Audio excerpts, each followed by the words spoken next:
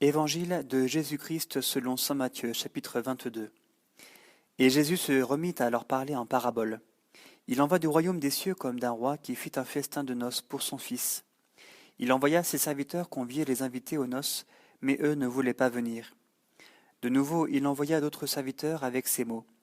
Dites aux invités, voici, j'ai apprêté mon banquet, mes taureaux et mes bêtes grasses ont été égorgés. Tout est prêt, venez aux noces. Mais eux, n'en ayant cure, s'en allèrent, qui à son champ, qui à son commerce. Et les autres, s'emparant des serviteurs, les maltraitèrent et les tuèrent. Le roi fut pris de colère, et envoya ses troupes qui firent périr ses meurtriers et incendièrent leur ville. Alors il dit à ses serviteurs, la noce est prête, mais les invités n'en étaient pas dignes. Allez donc au départ des chemins et conviez aux noces tous ceux que vous pourrez trouver. Ses serviteurs s'en allèrent par les chemins, ramassèrent tous ceux qu'ils trouvèrent, les mauvais comme les bons, et la salle de noces fut remplie de convives. Le roi entra alors pour examiner les convives, et il aperçut là un homme qui ne portait pas la tenue de noces. « Mon ami, lui dit-il, comment es-tu entré ici sans avoir une tenue de noces ?» L'autre resta muet. Alors le roi dit aux valets, « Jetez-le pieds et poings liés dehors dans les ténèbres, là seront les pleurs et les grincements de dents. » Car beaucoup sont appelés, mais peu sont élus. Alors les pharisiens allèrent se concerter en vue de le surprendre en parole. Et ils lui envoient leurs disciples, accompagnés des Hérodiens, pour lui dire « Maître, nous savons que tu es véridique et que tu enseignes la voie de Dieu en vérité sans te préoccuper de qui que ce soit, car tu ne regardes pas au rang des personnes. Dis-nous donc ton avis, est-il permis ou non de payer l'impôt à César ?» Mais Jésus, connaissant leur perversité, riposta. « Hypocrite, pourquoi me tentez-vous un piège?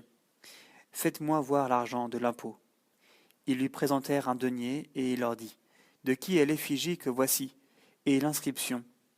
Ils disent, « De César. » Alors il leur dit, « Rendez donc à César ce qui est à César, et à Dieu ce qui est à Dieu. » À ces mots, ils furent tous surpris, et le laissant, ils s'en allèrent.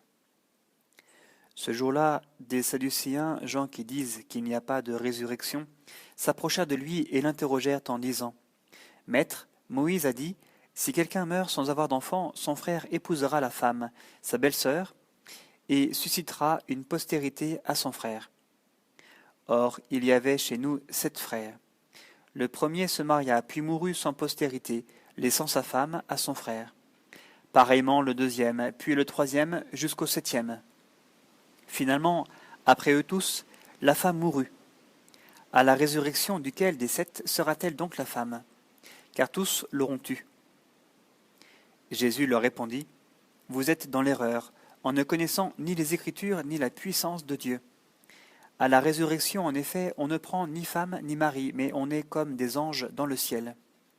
Quant à ce qui est de la résurrection des morts, n'avez-vous pas lu l'oracle dans lequel Dieu vous dit, « Je suis le Dieu d'Abraham, le Dieu d'Isaac et le Dieu de Jacob. » Ce n'est point de mort, mais de vivant qu'il est le Dieu. Et les foules qui avaient entendu étaient frappées de son enseignement. Apprenant qu'il avait fermé la bouche aux Sadducéens, les pharisiens se réunirent en groupe. Et l'un d'eux lui demanda pour l'embarrasser, « Maître, quel est le plus grand commandement de la loi ?» Jésus lui dit, « Tu aimeras le Seigneur ton Dieu de tout ton cœur, de toute ton âme et de tout ton esprit. Voilà le plus grand et le premier commandement. Le second lui est semblable. Tu aimeras ton prochain comme toi-même. » À ces 2 commandements se rattache toute la loi, ainsi que les prophètes. Comme les pharisiens se trouvaient réunis, Jésus leur posa cette question. « Quelle est votre opinion au sujet du Christ? De qui est-il fils ?» Ils lui disent « De David. » Comment donc, dit-il, David, parlant sous l'inspiration, l'appelle-t-il Seigneur quand il dit « Le Seigneur a dit à mon Seigneur, siège à ma droite, jusqu'à ce que j'ai mis tes ennemis dessous tes pieds. » Si donc David l'appelle Seigneur, comment est-il son fils? Nul ne fut capable de lui répondre un mot, et à partir de ce jour personne n'osa plus l'interroger.